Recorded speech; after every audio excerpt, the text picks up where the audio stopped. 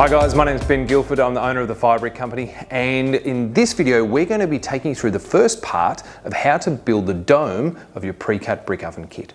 First thing that you need to know about is the Trammel Tool. So a lot of people think, oh, I'm going to build a brick oven. Wait, how am I going to build the dome? Like there's like several hundred bricks in the dome. How am I supposed to lay them so that it's going to be neat and tidy and look good on the inside? And that is where this thing comes in. This is called a Trammel. It's not a new idea. These have been around for a very, very long time. Bricklayers have been using them for centuries, and to build domes and to lay rows of bricks in a circle. And so what this thing does is we're going to lock it into the middle of the floor. Now we make it with a pin in the base plate. So there is a pin here that's going to lock into the hole that's drilled in the center of the floor. And once we've got that in there, it's going to pivot from that point. We're going to clamp our bricks into the cradle at the end, and it's going to position each brick in a perfect dome for us. Okay, so you really can't stuff it up unless you really aren't paying attention. So the first thing we need to do is we need to get the tool seated in that hole. One thing that we have found from time to time is you may end up getting some mortar into the hole that we've drilled for you while you're laying the floor tiles, or maybe some sand falls in there or something like that. And so we really recommend you make sure you clear that hole out before you try to put the tool in, because otherwise you might find that it won't sit all the way down hard against the floor. So it's pretty easy. Just get yourself a small drill bit. It's a 3mm hole. So hey, if you get yourself a 3mm drill bit and just use your hands, and you'll be able to clear that hole using the drill bit. Even if it's full of sand and mortar, doesn't matter, you will be able to clear it. If somehow you manage to really jam something in that hole and you just can't clear it out, got a couple of options. One is you could get a 3mm masonry drill bit and drill it out again. Or you could get an angle grinder and just cut just a little bit off the end of this pin to make it a bit shorter so that it'll sit in the hole, okay? But it's rare that that happens, so I wouldn't worry too much about that. But what you'll find is when we put this in, it will sit nicely in there and lock down against the floor. All right, so using the Trammel tool is really very easy. So you lift it up and you put the brick in and just seat it against the corner, the back corner, and then you just do up the clamp, just gently. It doesn't have to be done up really tight. And now it's placing the brick for you. So it's going to place the bricks in a perfect ring. We're going to lay one row of bricks at a time, and it's going to position all of those for us, which is really nice. Now, while we have the opportunity, I want to talk a couple of things about the Trammel tool. This is the best that it's ever going to look, ever again. As soon as we start using it, it's going to get covered with mortar, just be caked in mortar, and it's not going to be as pretty ever again. There are some things that we can do to take care of it and to make our experience of using it a little easier. One of them is getting a little bit of grease and just greasing the thread here. So we just put a little bit of grease on that thread, and that'll just make it just a little bit easier to undo and redo, and it makes it less likely for mortar to get stuck in it. Now, some of you have probably already realized this tool doesn't need any adjustment. So after you've laid the first row of bricks, you can come back and lay the second row, and it will follow the curve itself. It sets the curve, because what we're laying here is a hemisphere. So for our D95 and our D105 pre-cut brick oven kits, the domes are hemispheric, which is, a half sphere or half a ball. Now we can do that because the oven's relatively small compared to a big commercial oven. These ovens are relatively small internal diameter, and therefore we don't have to worry about doing a special elliptical shape for the dome, because even with a hemisphere, we end up with a ceiling height of 525mm for the D105 kit, which is perfect. It's actually ideal for doing breads and roasts and casseroles and pizza as well.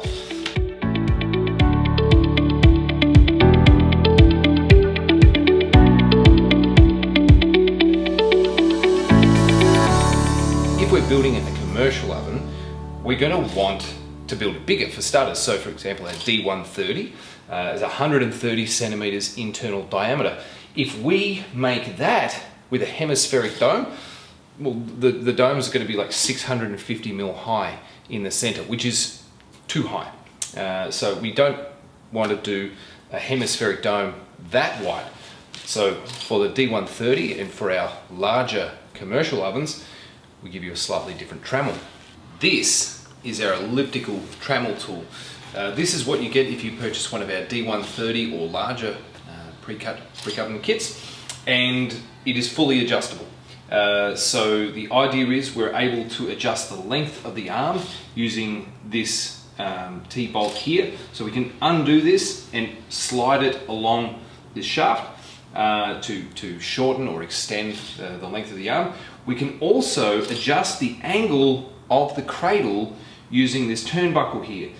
So we can wind this and it will actually pivot the cradle so that we can make the tool follow any profile we want.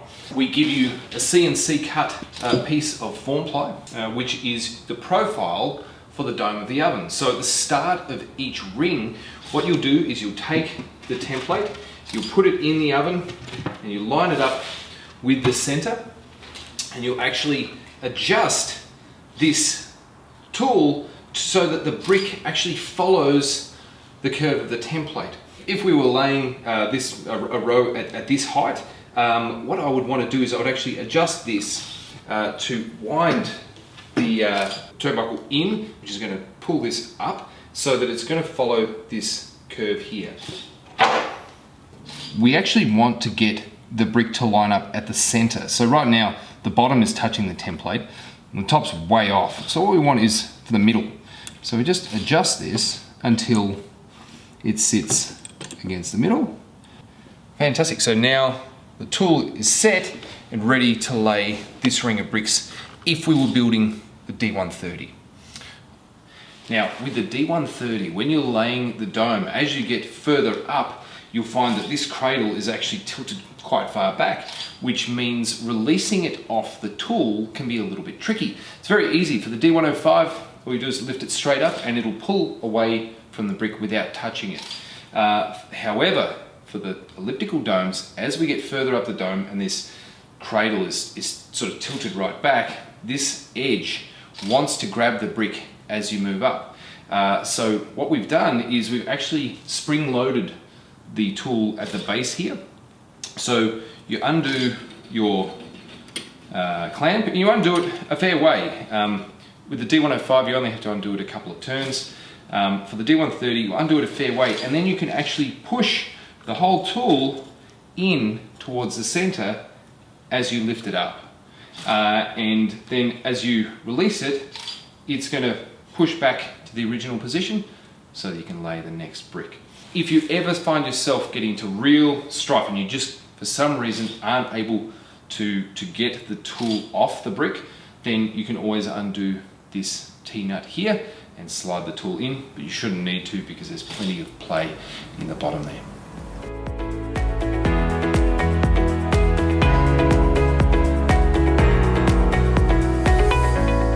Okay, first thing we need to do is to actually give us a set out line along the middle. So we're going to just draw a line using these points here, the corners of the tiles. Just draw that all the way through to the front, and that's going to help us set out our formwork. Right, so we use the Trammel tool along with the pencil to actually scribe out the inside line of the dome. So we put the pencil against the base of the Trammel tool and we use that to draw this curved line across the front of the oven here. So now what we can do is take our formwork and put it up here. This is our #1 formwork. So you see it's got the one cut into the front of it, and that's because it's the first one that we're going to use. So you notice there's several lines cut into your formwork. So on the left and right we have these lines here. These are to indicate your mortar joints and the thickness that you should be making those joints, which helps you keep your arches even as you go up. Okay, the other one, and very important, is in the center. There's one on the front and one on the back, and this is what you're going to use to actually get the formwork oriented so that it's in the middle. So your doorway, your opening, is in the center of your floor. Now, don't worry if you manage to move this a little to the left or to the right. This is not one of those micro millimeter perfect projects. This is one of those really fun projects where there's a bit of forgiveness in it, you know, a bit of tolerance. So we've got that lined up. So I've got it lined up on the front and the back. And now I'm going to get my L1 and R1 bricks and put them on here. Now, I don't really mind where this is sitting front to back at the moment. That doesn't bother me. I've just got it sort of overlapping this line a little bit. So I'm going to get my R1 brick. I'm going to put that on, and then I'm going to line up the bottom edge of it with the pencil line that I drew earlier. Same thing on the other side. So L1 and R1 are in position, and now I'm going to move this formwork back so that it lines up with the front of these. So we've got L1 and R1 in position, we've got the formwork in position. I'm going to use a pencil and just scribe a line across the front here, and that's going to mean I can now lift these off, and I know if anything moves, I can put it all back in the same spot again. In your kit, you're going to find some plastic strips. These are for supporting the formwork. The idea being that once you've laid your arch, you've finished building the arch over the formwork, you need to be able to remove the formwork. And so the idea is you actually pull these strips out from underneath the formwork. It'll drop down a few millimeters, which is just enough for you to wiggle it out without disturbing the arch above it. So we cut these in our factory. We tend to cut them 4 at a time. You may find some little burrs on the end.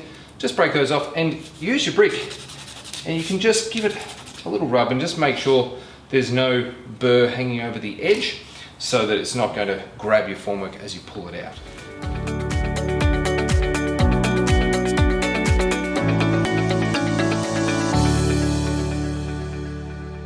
Right, once you've laid your floor tiles, you are done with the air-set refractory mortar. You can take that bag, set it aside, you no longer need it for the rest of the build. From this point onwards, all your bricks are going to be laid using our 2-part mortar mix. We have part A, so you'll see refractory mortar, part A. This material in here is a fairly fine, dry material. It does have a small aggregate, about 1.5 millimeters across. So don't confuse that with refractory castable. The castable has a much larger aggregate, so when you get them in your hands, you'll know them pretty well straight away. So refractory mortar, part A, is just a fairly fine material with a fine aggregate through it. And then we have part B. Now the mix ratio is on the bags, so we're going to take 3 parts of part A with 1 part of part B, and that's by volume. So you could use a cup, for example. So you get 3 cups of part A with 1 cup of part B. Part B is cement fondue. This is refractory cement as designed in France. This particular product's made in the UK. It's very, very good quality. And you combine these two together and you've made an incredibly strong mortar. And so just making sure you know how to identify the bags. If this label comes off, we do our best to attach it well, but if it somehow came off, you'll be able to recognize it by cement fondue on the bag. Some of the kits will have a smaller bag that we've made up, a heavy plastic poly bag, and that should be clearly labelled refractory mortar part B. Right, about the mortar. It will go off in about an hour. You'll find it's actually setting quite firm. Within 4 hours, it's getting it's hard. And after 12 hours, it's rock hard. Okay, so what that means for you is thinking about cleaning. I really want to encourage you to clean as you go. Remove excess mortar as you're laying your bricks. So if you're building one of the brick ovens, lay a course and then clean up. Lay another course, clean it up. If you can lay courses quickly, so if you can, you might lay 3 courses in an evening, no problems, but clean up before you finish up for the night, because by the time you get back to it, particularly if you get held up for a full day, you may find that you're chiseling it off because it is incredibly strong. Hopefully you're getting the message. As long as you're thinking, right, this stuff sets fairly quickly, it sets really hard, then that will sort of inform your building process. So this is our special refractory mix for laying the bricks for your oven dome. So you're going to use the same mixture for all of the brickwork throughout the dome. So it's nice and easy. All you have to do is add water and mix it up to a nice, thick, sticky consistency. Again, we don't want to see a soup. We don't want it to be this really wet mix. If you do make it too wet, just add a little bit more dry mix to it and mix it again until you get the consistency that you're after. Again, just like when we laid the floor tiles, you're looking for a mix that hangs on the trowel. This stuff is incredibly sticky. You can probably hang it on the trowel sideways, right? This is phenomenal stuff. So it is still quite soft, but it will hang really well on the trowel for you. Only mix a small amount at a time, maybe a half a bucket. Basically mix what you can use. Really try hard not to waste this material. Reason being, we put in extra in your kit, so don't worry, it's not the exact right amount, but we don't put in a great deal extra. So just be careful, make sure you're not wasting huge amounts of it. Okay, so just mix up what you're planning to use. We've got our formwork in position, it's propped up on its plastic strips. So now we're ready to start building the dome, and that's going to start with laying bricks R1 and L1. So L for left, R for right, and then the first layer, and then we're going to lay the first ring of bricks behind that. Now, important things to note: you need to soak all of the surfaces that you want to bond together need to be soaked in water before you apply the mortar. The idea of that is to make sure that the mortar gets a really good bond with those surfaces. If you try to apply this mixture to a dry brick, for example, you will find that while it may look like it bonds initially, as it starts to set, it will get dried out by the brick. The brick will absorb some of the water from the mortar and cause it to debond. And that's not something that we want. So make sure that when you're using this mortar, you have wet down all your surfaces really thoroughly, and you have soaked all of your fire bricks, particularly when you're laying your fire bricks. Make sure that you've soaked all of those in water for at least 10 minutes to allow the water to fully soak into the brick. One of the things that I want to point out about this refractory mortar is that it's what's called thixotropic, which is a very long and nerdy sort of word, but basically it means that this material, if you let it sit and it remains static for a few minutes, it starts to sort of stiffen. It looks like it's going off. It looks like it's setting. So you might have, mixed up some of your mortar, and then you go and you get your castings, for example, get them, move them over, and you go to grab the mortar, and you're like, oh my goodness, it's firm in the tub. Oh dear, it's already set. And that's not usually the case unless you're working in extremely high temperatures, which can cause the mortar to set quite rapidly. What it is the mix is thixotropic. So it means when it sits there for a bit, it sort of starts to look like it's hard. Don't be tempted to add any water to the mix, okay? Once you've got your mortar all mixed up properly, so you've got the right consistency to it, that's it. You don't add any more water after that point, because you will weaken the mortar significantly if you do that. What you can do though is you can just mix it again, because when the material is thixotropic, when you vibrate it or mix it up, it starts to flow again, as I'll now demonstrate. So you can see this mix here sort of looking a little bit hard back here. It's like, oh no, has that started to set? But if I just get my trowel,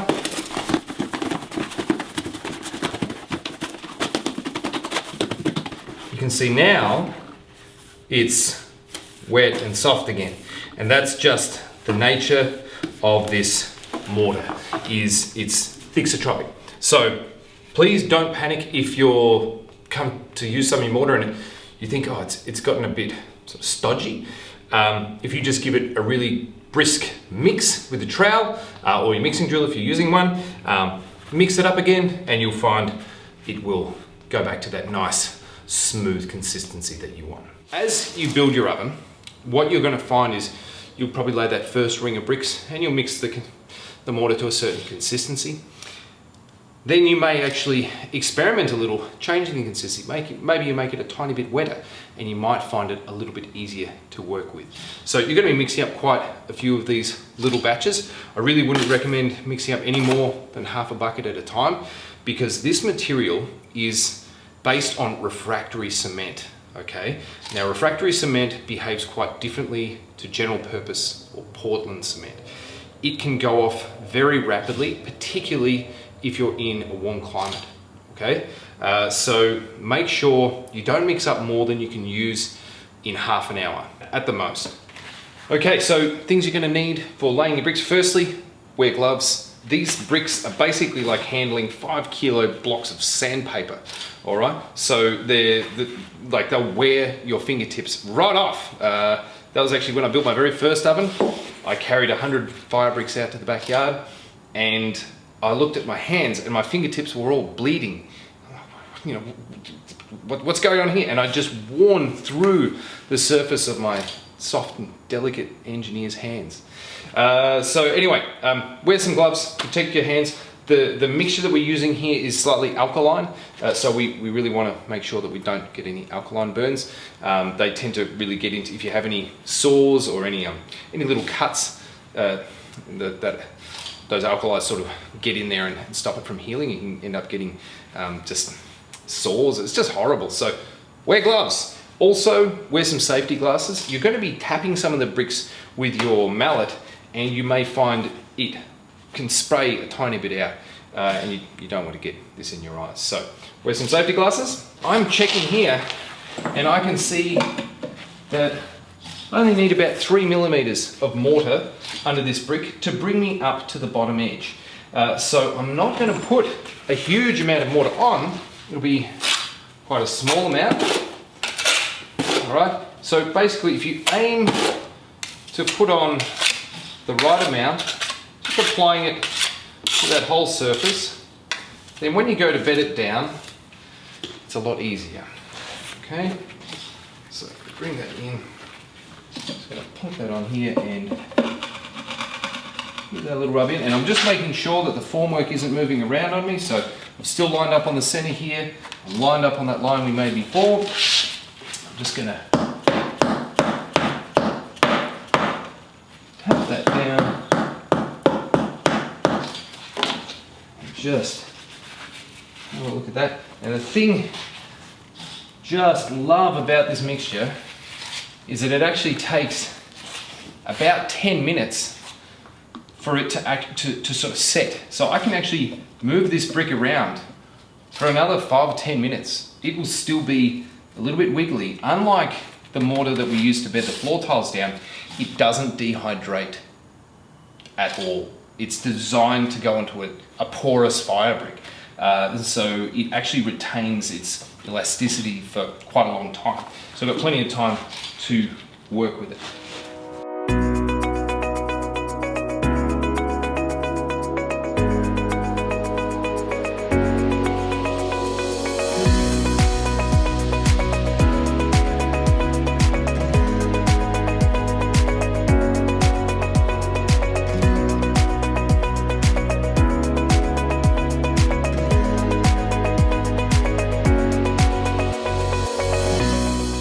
Okay, so the very first row of bricks that goes in, the very first course, will actually have a gap on the inside face here of about 7 mil or so. And that's just because of the shape of the Trammel tool.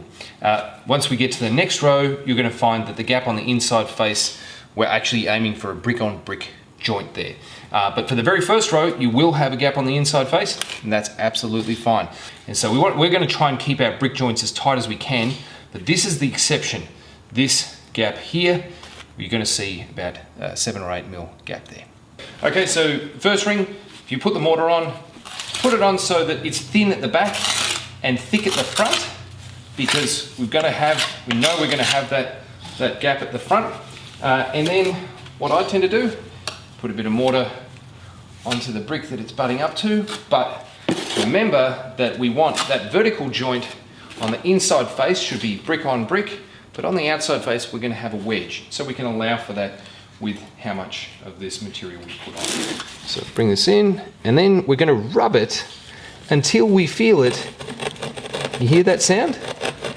That's it rubbing on that surface. So we have a brick on brick joint at the back here, and we're going to just work it across until we've got a nice tight joint. You can give it a little tap. Just get that nice and tight. So we've got a nice tight joint with this brick here.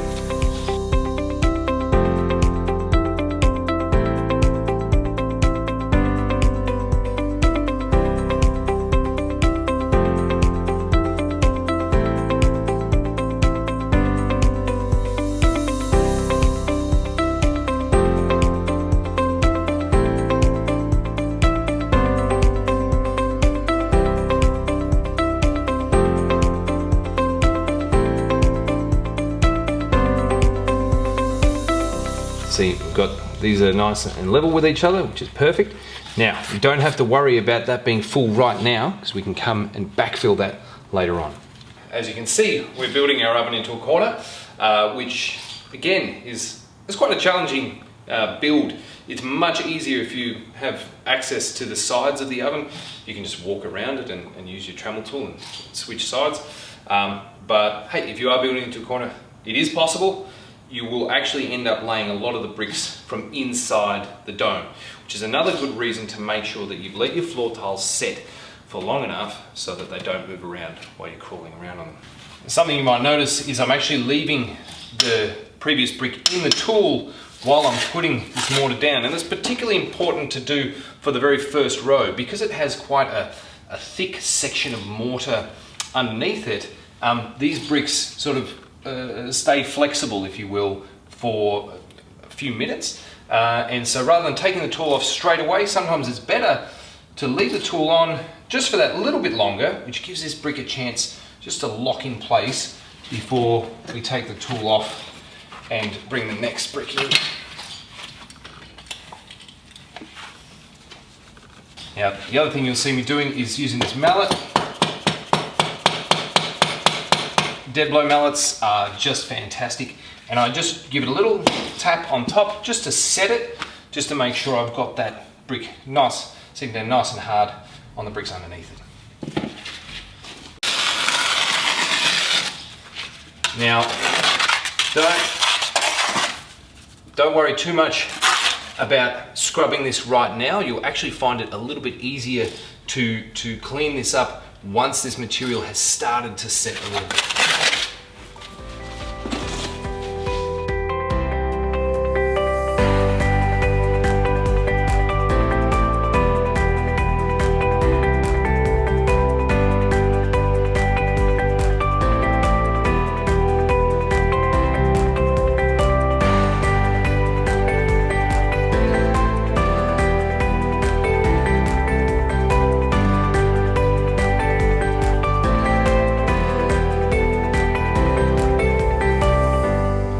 Nearly at the end of our very first row, which is awesome. I just love using this tool. It makes life really easy.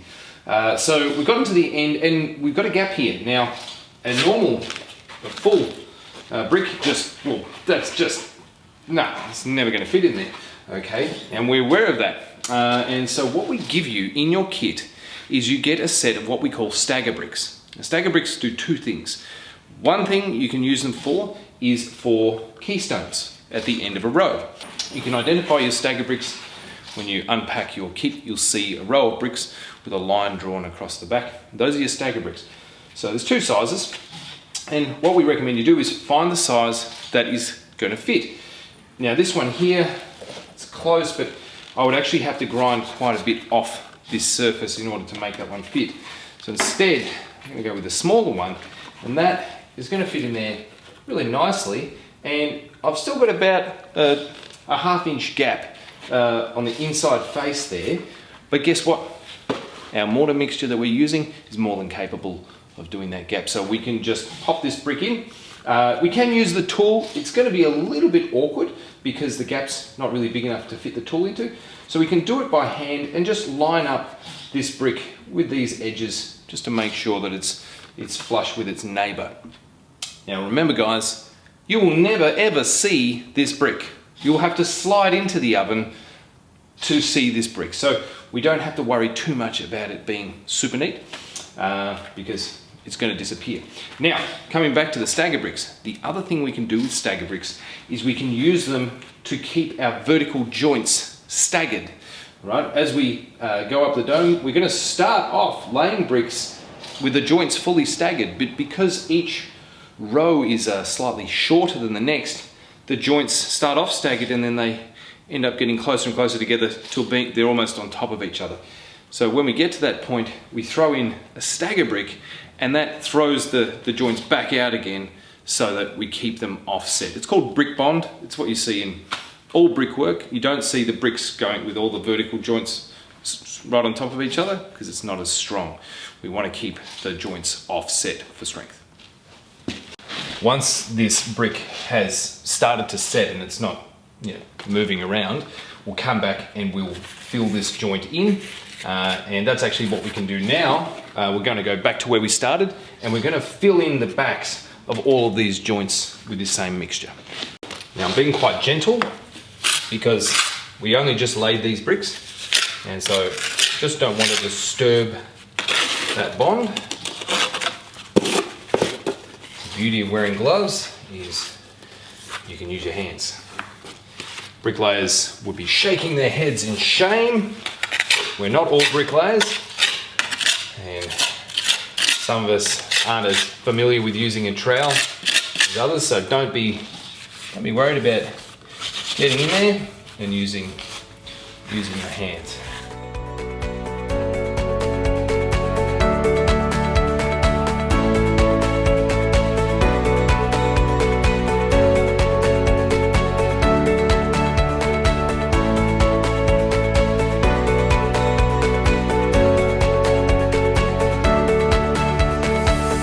If I was just planning on laying these bricks, and this is where I was going to stop, I would make sure I went around and I just clean this surface down with a wet sponge so that I don't have any excess mortar on this surface. Just so for next time, I'm able to get my nice tight brick joints on the next row. So if you get to a point where you're like, right, I'm going to stop for the night, then I really recommend wiping down the remaining surfaces. You don't need to worry about the outside of this. This is all going to get covered with ceramic fibre blanket.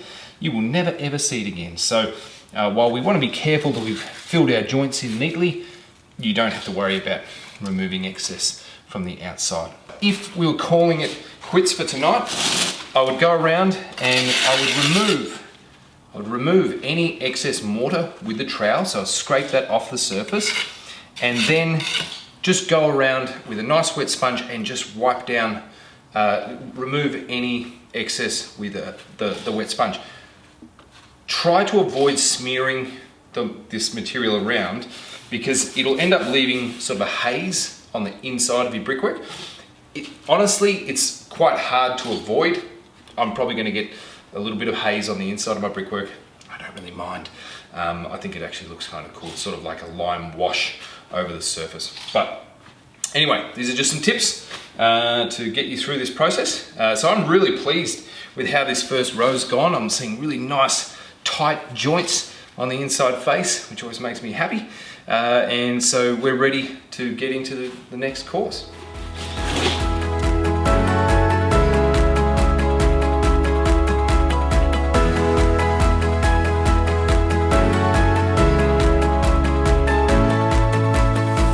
So we recommend laying your brickwork one layer at a time. So that's going to include our vent arch at the front here. So we've got our two straight bricks that we're going to place here.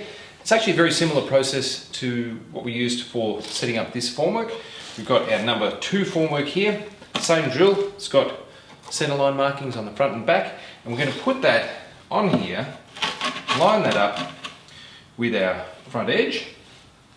Okay. So I've got that running flush with my front edge here, and if I put these on, I can now bring this back. So I'm going to allow about a 5mm joint between the back of this brick and the R1. Same thing on the other side. Okay. We deliberately oversize these tiles just in case sometimes people set their R1 and L1 bricks a little bit further forward. We want to make sure we've got a little bit of tolerance along the front here.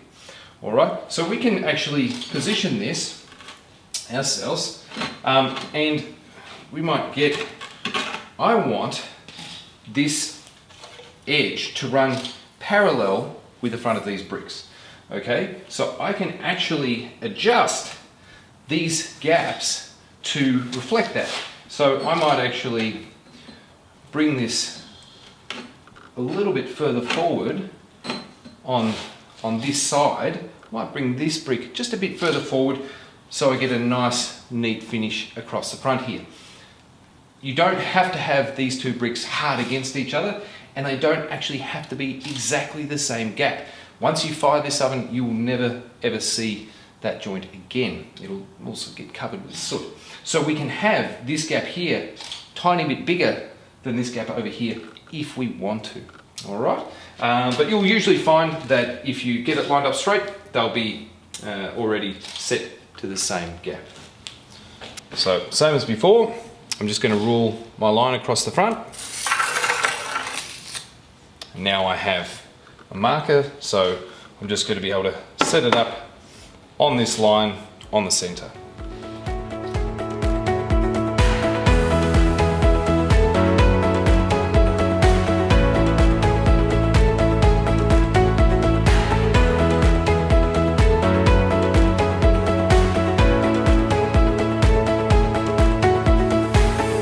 I'm not trying to put on too much mortar, just about the right amount.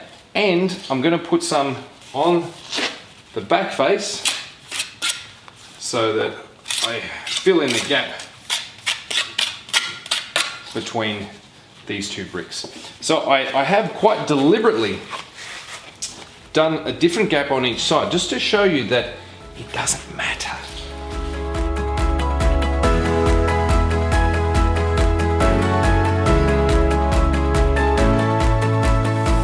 So you can see here that I've actually, when I put this brick in, it's pivoted inwards. I'm going to tap that out. Okay, and what I can do is I can actually use this formwork. I don't have to leave it where it is. I can bring it in, put it on that center line.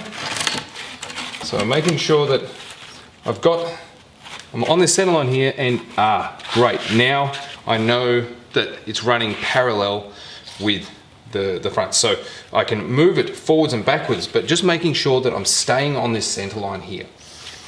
All right, so I'm just checking this brick, so I'm really happy with the positioning of that. So I bring that to the front, and if I look at my center line, I can actually move it. I'm just going to move it over a tiny bit. So again, double check, go to the back, put it on the center line. Beautiful.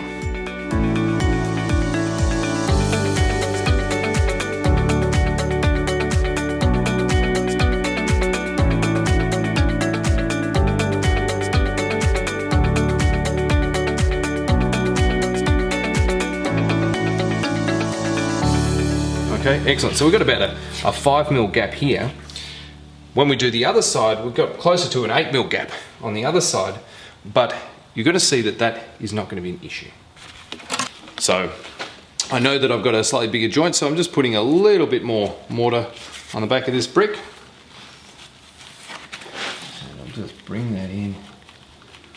There we go.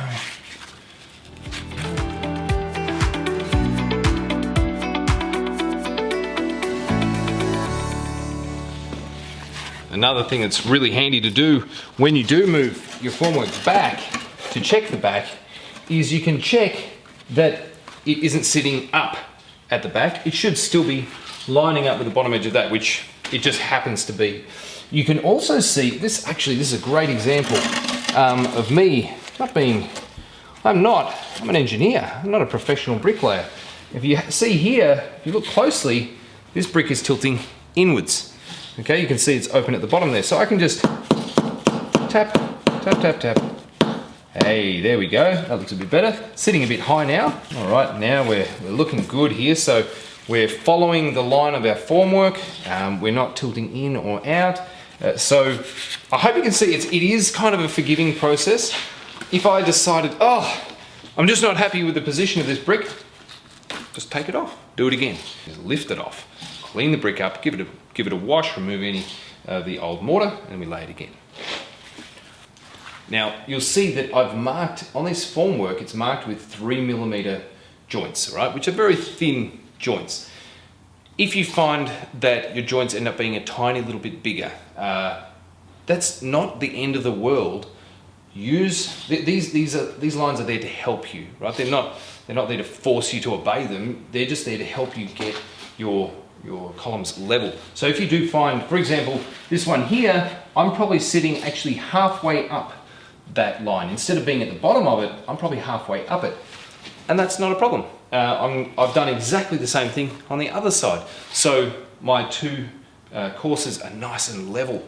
All right, so when I get to the next one, I may find that I can bed them down a little bit further and get back to the bottom of that line, which is where we want to be.